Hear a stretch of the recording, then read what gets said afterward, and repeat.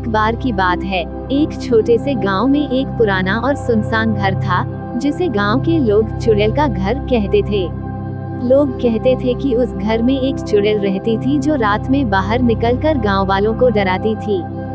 बच्चों को खास तौर पर वहां जाने से मना किया जाता था। एक दिन 3 दोस्त रोहन, मीरा और राजू चुड़ैल के घर की सच्चाई जानने का फैसला करते हैं।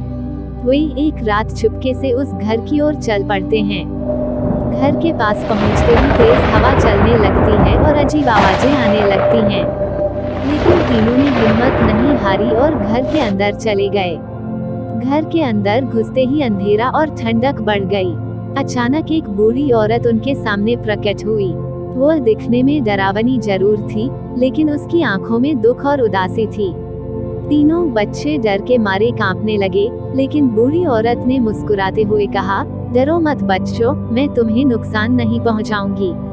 उसने बच्चों को अपनी कहानी सुनाई।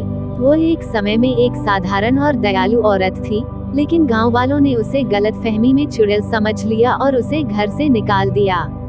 तब से वह यहाँ अकेले रह रही थी। उसकी कहानी सुनकर बच्चों को बहुत डर हुआ। उन्होंने गांव वालों को सच्चाई बताने का वादा किया। अगले दिन तीनों बच्चे गांव वालों को बूढ़ी औरत की सच्चाई बताने गए।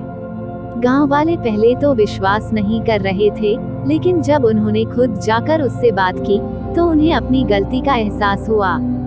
गांव वालों ने उस बूढ़ी औरत को फिर से गांव में अपनाया और उसके बाद से गांव में कभी किसी ने चुड़ैल की बात नहीं की। इस कहानी से बच्चों ने सीखा कि किसी के बारे में गलतफहमी नहीं पालनी चाहिए और हर सच्चाई को जानने की कोशिश करनी चाहिए।